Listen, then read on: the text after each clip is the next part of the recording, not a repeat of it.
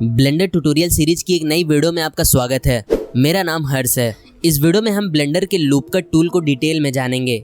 इसके बाद हम एक टेबल और चेयर बनाना भी सीखेंगे। अगर आपने इस वीडियो को देख लिया तो आप लूप कट टूल के मास्टर बन जाओगे। वैसे अगर आप पूरा ब्लेंडर डिटेल में सीखना चाहते हो तो मैं आपको बता दूं कि हमारे चैनल पे ब्लेंडर ट्यूटोरियल की एक सीरीज चल रही है जिसमें हम ब्लेंडर के सारे फीचर्स हिंदी में सीख रहे हैं और ये इस सीरीज का 4th एपिसोड है। इस वीडियो को देखने से पहले अगर आप ब्लेंडर के सारे बेसिक फीचर्स जानना चाहते हो या एक्सट्रूड, इंसेट और बेवल टूल्स को डिटेल में जानना चाहते हो तो उसका लिंक मैं ऊपर आई बटन पे और नीचे डिस्क्रिप्शन में दे दूंगा। तो चलिए वीडियो शुरू करते हैं। देखिए, लूप कट टूल का यूज हम किसी भी ऑब्जेक्ट में नए एजेस को ऐड करने के लिए करते हैं। इससे हम अपने मॉडल में और डिटेलिंग ऐड कर सकते हैं। इसके अलावा हम लूप कट टूल का यूज स्कल्पटिंग में भी करते हैं। तो लूप कट टूल का यूज करने के लिए पहले हमें एडिट मोड में जाना होगा।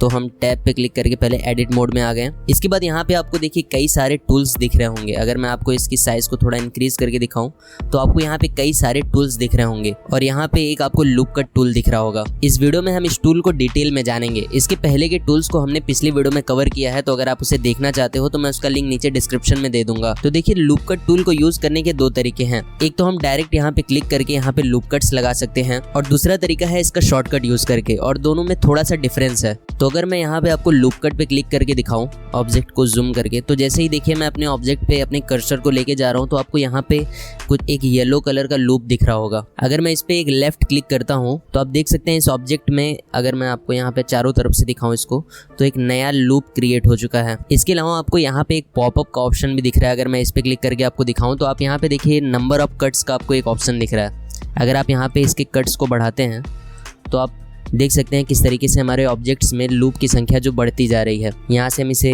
कम या ज़्यादा कर सकते हैं। आप इसे कितना भी इंक्रीज कर सकते हैं, बट आप इसे 0 तक नहीं लेके जा सकते। ये 1 पे आके रुक जाएगा। अगर आपने ये गलती से यहाँ पे, अगर मैं आपको दिखाऊं, अगर आपने गलती से यहाँ पे लूप कट लगा दिया है और आप इसे हटाना चाहते हो तो इसे हटाने का एक तरीका है। अगर आप कीबोर्ड पे ऑल्ट प्रेस करके लेफ्ट क्लिक करें तो इसका पूरा लूप आप देखिए सेलेक्ट हो चुका है। अगर आपको ब्लेंडर के बेसिक शॉर्टकट्स नहीं पता है तो आप एपिसोड 2 देख सकते हैं, उसका लिंक मैं यहाँ ऊपर आई बटन पे दे दूंगा। तो अब अगर हमें इन एजेस को हटाना है तो हम माउस पे राइट क्लिक करेंगे और डिसॉल्व एजेस पे क्लिक करेंगे। तो देखिए यहाँ पे जो लूप हमने लगाया हुआ था वो हट चुका है। तो फिर से मैं यहाँ पे आपको लूप कट लगा के एक दिखाता हूँ। यहाँ से हम इसके नंबर ऑफ कट्स को बढ़ा सकते हैं।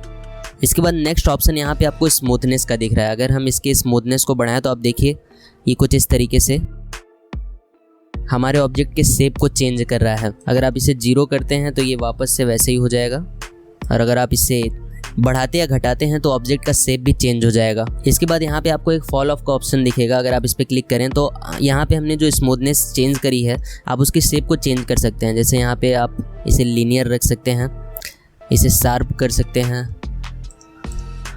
या इसे स्मूथ कर सकते हैं।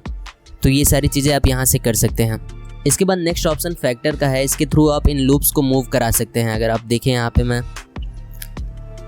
कुछ इस तरीके से लूप्स को मूव करा सकता हूँ। तो देखिए, लूप कट टूल का यूज़ मैंने आपको बोला था कि हम ऑब्जेक्ट में डिटेलिंग ऐड करने के लिए करते हैं। तो अगर मैं आपको यहाँ पे दिखाऊं, जैसे मान लीजिए अगर मुझे इस ऑब्जेक्ट के किसी एक वर्टेक्स को मूव कराना है तो हम इसे भी मूव करा सकते हैं।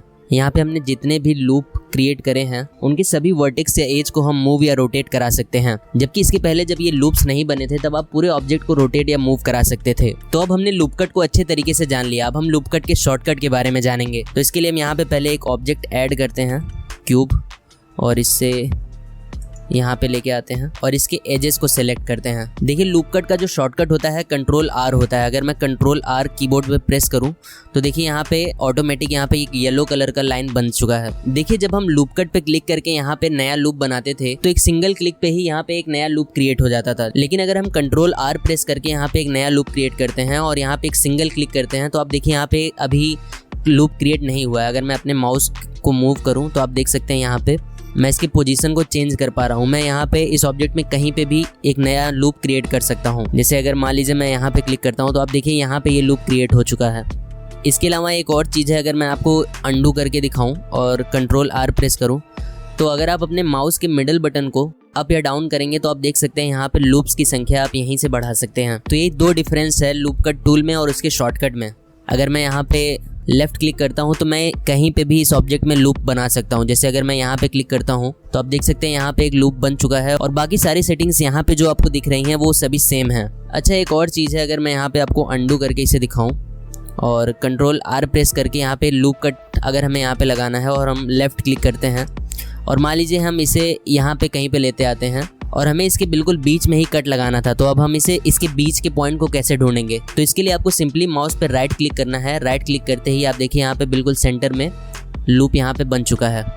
अब अगर आपने लूप यहाँ पे एक लगा दिया है और उसके बाद आप इसे यहाँ पे मूव करना चाहते हो तो मैं उसका भी आपको तरीका बताता हूँ। आपको पहले ऑल्ट प्रेस करना है और माउस पे लेफ्ट क्लिक करना है, तो देखिए पूरा लूप सेलेक्ट हो जाएगा। इसके बाद आपको कीबोर्ड पे जी प्रेस करना है या आप यहाँ पे मूव पे क्लिक करके भी इसे मूव करा सकते हो। तो यहाँ पे अगर मैं इसे मूव कराऊँ तो आप देख सकते हैं हम इसे कहीं पे भी मूव करा सकते हैं।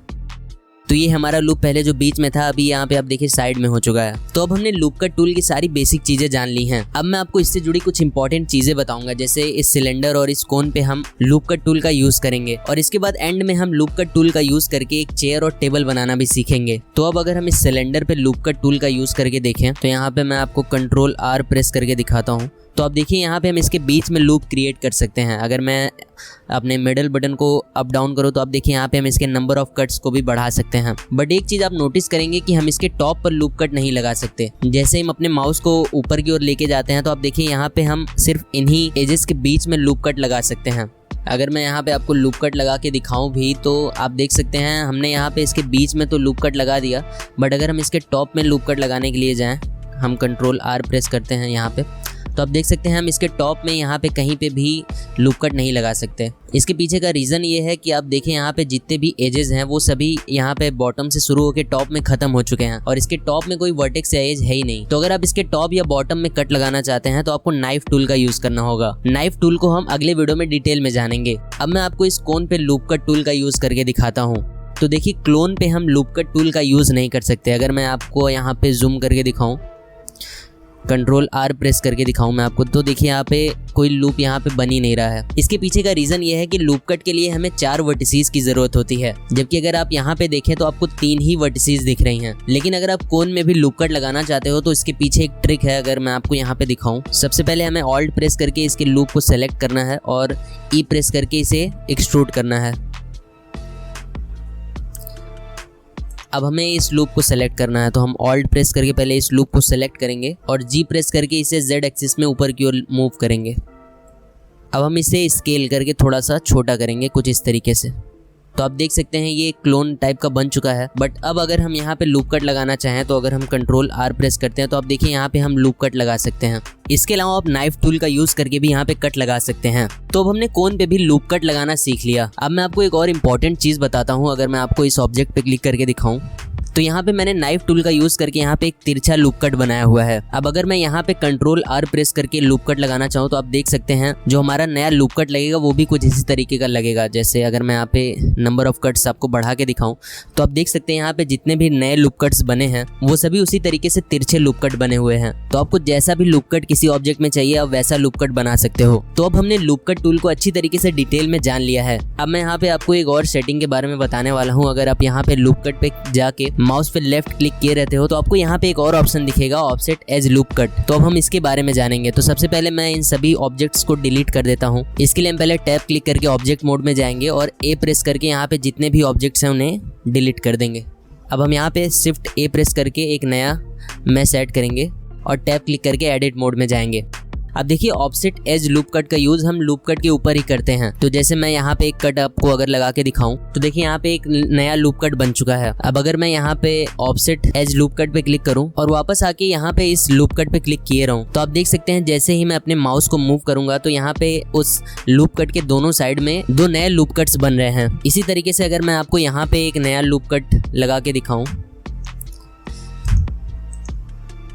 और फिर से हम ऑफसेट एज लूप कट पे क्लिक करें, अगर मैं आपको यहाँ पे जूम करके दिखाऊं तो जैसे ही हम इस लूप पे लेफ्ट क्लिक करके अपने माउस को मूव करते हैं तो आप देखिए यहाँ पे 2 नए लूप कट बन चुके हैं। इसे हम यहाँ पे कहीं पे भी सेट कर सकते हैं। तो ये था हमारा ऑफसेट एज लूप कट। इसका एक शॉर्टकट भी होता है। अगर मैं यहाँ पे इसे अंडू करके दिखाऊं, तो पहले तो हम इसे सेलेक्ट बॉक्स पे क्लिक करते हैं और मैं यहाँ पे पहले कंट्रोल आर प्रेस करके एक लूप कट यहाँ पे आपको लगा के दिखाता हूँ।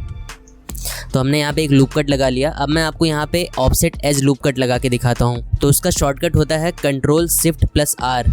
तो जैसे ही आप इतना क्लिक करेंगे और अपने माउस को मूव करेंगे तो आप देख सकते हैं यहाँ पे 2 और नए लूप बन चुके हैं। तो आपको इन शॉर्टकट्स को याद रखना है। अगर आपको लूप कट लगाना है तो आपको कंट्रोल आर प्रेस करना है, और अगर आपको ऑफसेट एज लूप कट लगाना है तो आपको कंट्रोल शिफ्ट आर प्रेस करना है। तो अब हम लूप कट और ऑफसेट एज लूप कट का यूज़ करके एक चेयर और टेबल बनाना सीखेंगे। तो अभी मैं इसे डिलीट कर देता हूँ इस ऑब्जेक्ट को, और यहाँ पे एक नया मैश ऐड करता हूँ, एक नया क्यूब ऐड करता हूँ। अब मैं इसे स्केल कर लेता हूँ Z एक्सिस पे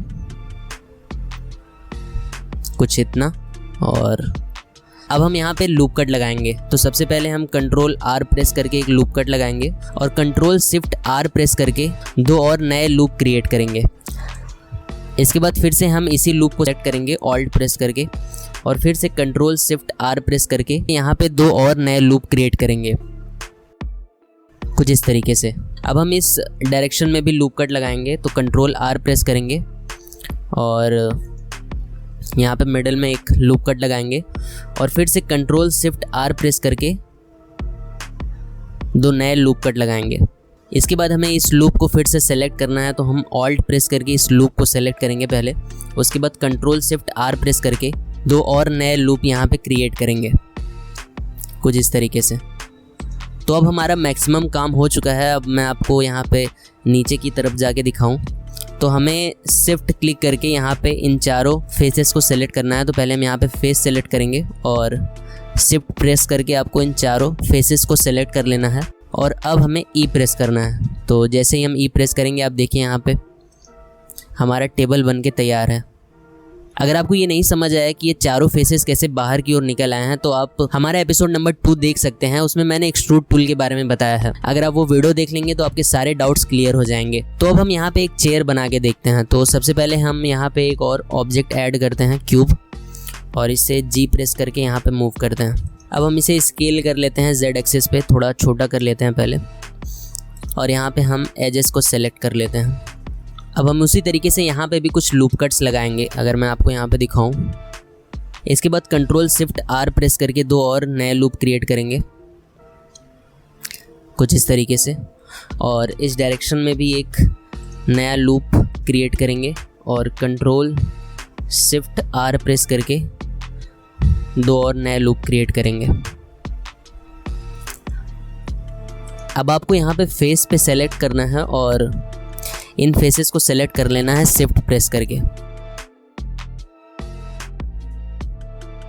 अब इतना करने के बाद अगर आप ई प्रेस करेंगे, तो अगर मैं यहाँ पे आपको ई प्रेस करके दिखाऊं तो ये एक ही डायरेक्शन में एक्सट्रूड होगा। इसके लिए मैंने यहाँ पे आपको कई सारे एक्सट्रूड टूल्स के बारे में बताया था। तो अभी हम एक्सट्रूड इंडिविजुअल का यूज़ करेंगे और यहाँ से हम इसे एक्सट्रूड करेंगे। तो देखिए जितने भी फेसेस थे वो सभी अपने अपने डायरेक्शन में एक्सट्रूड हुए हैं। तो इन सब के बारे में भी मैंने सेकंड एपिसोड में बताया था। अगर आप वो एपिसोड देखना चाहते हो तो मैं उसका लिंक यहाँ पे आई बटन पे दे दूंगा। तो यहाँ पे देख सकते हो हमारा एक चेयर बन के भी तैयार है। तो इस तरीके से हम लूप कट टूल का यूज करके अपने ऑब्जेक्ट को और अच्छे तरीके से मॉडिफाई कर सकते हैं और उसमें और डिटेल्स ऐड कर सकते हैं। तो आज की वीडियो में हमने ब्लेंडर के लूप कट टूल को डिटेल में जाना, साथ ही एक टेबल और चेयर बनाना भी सीखा। अब नेक्स्ट वीडियो में हम नाइफ टूल के बारे में जानेंगे। वैसे अगर आप पूरा ब्लेंडर सिर्फ 45 मिनट में सीखना चाहते हो तो लेफ्ट वाली वीडियो पे क्लिक करो, और अगर ब्लेंडर ट्यूटोरियल सीरीज का 5th एपिसोड देखना चाहते हो तो राइट वाली वीडियो पे क्लिक करो। अगर मन में कुछ सवाल हो या डाउट हो तो नीचे कमेंट में बताना, मैं उसका रिप्लाई जरूर दूंगा। मैं मिलता हूँ आपसे अगले वीडियो में। Thank you so much.